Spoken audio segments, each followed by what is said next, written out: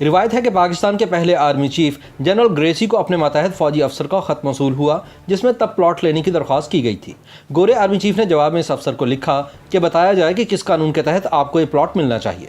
उस वक्त तो ये बात रफा दफा हो गई, मगर मुस्तकबिल करीब में प्लाट के ख्वाहिशमंद ये अफसर न सिर्फ आर्मी चीफ के ओहदे तक पहुँच गए, बल्कि इन्होंने मुल्क में मार्शल लॉ नाफिज करके खुद को फील्ड मार्शल भी बना दिया। ये थे पहले फील्ड मार्शल सदर पाकिस्तान जनरल अयूब खान, जिन्होंने न सिर्फ अपने प्लॉट हासिल करने की ख्वाहिश पूरी की, बल्कि पाकिस्तान आर्मी में प्लॉट कल्चर को भी फ़रोग़ दिया। BBC की एक रिपोर्ट के मुताबिक आर्मी के मुतादिद रिटायर्ड अफसरान इस वाक़े की तस्दीक करते हैं। दरअसल पाकिस्तान में फ़ौजी अफसरान को मराद देने का निज़ाम अयूब दौर से राइज है, जिसमें वक्त गुजरने के साथ साथ तब्दीलियाँ आती रहीं। फ़ौजी अफसरान को रिटायरमेंट के बाद जो प्लॉट, घर और दीगर मराद मिलती हैं, इसका ताल्लुक फ़ौज में गुजारे गए वक्त या टाइम पीरियड से होता है। अस्करी हुकाम के मुताबिक फ़ौजी अफसर को मुलाजमत के पहले दिन ही एक ऑप्शनल फॉर्म दिया जाता है, जो आर्मी हाउसिंग की रुकनीत इख्तियार करने का होता है। रुकनीत हासिल करने वाले को 1 लाख रुपए डाउन पेमेंट अदा करना होती है और फिर इसकी तनख्वाह से कटौती होती रहती है। रिटायर्ड ब्रिगेडियर वासिफ अली के मुताबिक शुरू में तो फ़ौजी अफसरान की तादाद कम थी, तो सबको मराद मिल जाती थी, मगर अब ऐसा नहीं। अब ज़राई ज़मीन की अलॉटमेंट हक नहीं बल्कि दस्तयाबी से मशरूत होती है। इनके मुताबिक खिदमात की बुनियाद पर मराद का सिलसिला अंग्रेज़ दौर से ही जारी है, जब गोरों की खिदमत के बदले खिताबात, वजीफ़े और ज़मीन इनाम में दी जाती थी। अंग्रेज़ की खिदमत के बदले किसी को नवाब तो किसी को खान का टाइटल मिलता था। सर का खिताब लेने वाले तो बहुत ही खुशकिस्मत समझे जाते थे। पाकिस्तान आर्मी में अफसरान को हासिल मराद से मुतालिक BBC की रिसर्च के मुताबिक ज़ाब्ता कार के तहत जब कोई फौजी अफसर 15 साल सर्विस कर लेता है, तो फिर वो एक प्लॉट का हकदार हो जाता है। इस अरसे में ज़्यादातर अफसरान मेजर के रैंक तक पहुँच चुके होते हैं, यानी मेजर के ओहदे से ही फौज में मराद मिलने का सिलसिला शुरू हो जाता है। इसके बाद जब एक अफसर तकरीबन 25 साल तक मुलाजमत कर लेता है, तो इसके बाद वो मराद के दूसरे पैकेज का हकदार हो जाता है। 25 साल की मुलाजमत के बाद अफसरान कर्नल या ब्रिगेडियर के रैंक पर पहुंच जाते हैं। मुसन्निफा आयशा सिद्दीका का कहना है कि जब कोई ब्रिगेडियर वॉर कोर्स कर लेता है, तो इसके बाद वो 2 कमर्शियल और 1 रिहायशी प्लॉट का हकदार हो जाता है। इनके मुताबिक इस कोर्स के बाद ब्रिगेडियर 2 रिहायशी और 1 कमर्शियल प्लॉट हासिल करता है।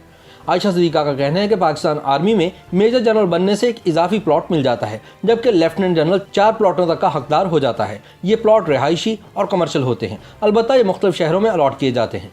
एक 4 स्टार जनरल जो सर्विसेज चीफ भी बन सकता है, उसे रिटायरमेंट पर 3 सरकारी मुलाजमीन भी दिए जाते हैं। इनमें से एक घर का मुलाजिम, दूसरा टेलीफोन ऑपरेटर और तीसरा ड्राइवर होता है।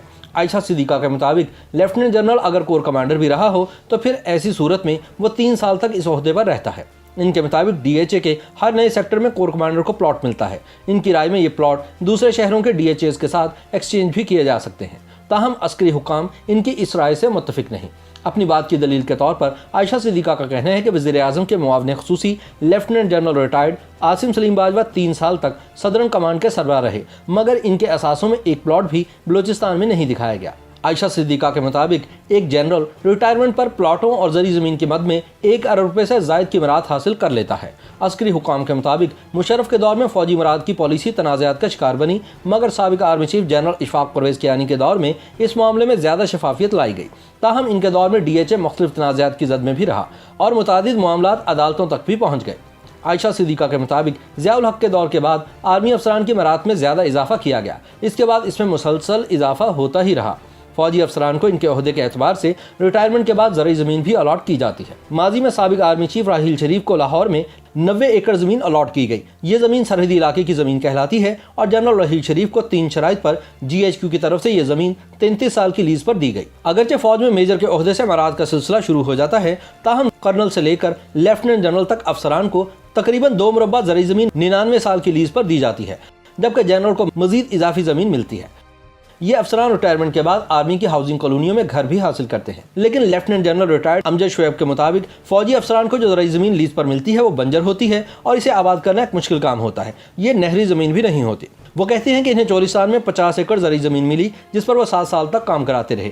रेत ज़्यादा होने की वजह से 25 एकड़ से रेत निकाल कर दूसरे 25 एकड़ पर डाली गई, मगर ये ज़मीन दूर होने की वजह से इन्हें 75 लाख रुपए में बिलाखिर बेचना पड़ी और इसके बाद इन्होंने अपने ख़ानदान के लिए रावलपिंडी में घर खरीद लिया। जनरल रिटायर्ड अमजद के मुताबिक ये ज़मीन बेचने के लिए GHQ से इजाज़त भी लेना ज़रूरी होती है। जनरल अमजद के मुताबिक इनके दौर में फौजी अफसरान को कैंट में मिलिट्री लैंड पर घर लीज पर दिया जाता था, जिसे 20 साल तक फ़रोख्त करने की इजाज़त नहीं होती थी। इनका कहना है कि अब फौजी अफसरान को आर्मी की हाउसिंग सोसाइटियों में प्लॉट और घर अलॉट किए जाते हैं। ताहम आयशा सिद्दीका के मुताबिक जिस तरह की मराद पाकिस्तान फौज के आला अफसरान हासिल करते हैं, इसकी मिसाल म्यांमार और मिस्र जैसे ममालिक के अलावा दुनिया के किसी और मुल्क में बमुश्किल ही मिलती है। YouTube पर गूगली न्यूज देखने के लिए youtube.com की सर्च बार में गूगली न्यूज टीवी टाइप करें। गूगली न्यूज के पेज पर सुर्ख रंग के सब्सक्रिप्शन वाले बटन पर क्लिक करना ना भूलिए। YouTube पेज पर अपलोड होने वाली वीडियोस से बाखबर रहने के लिए बेल आइकन पर क्लिक कीजिए। आपको हर नई वीडियो के बारे में नोटिफिकेशन मौसूल हो जाएगा।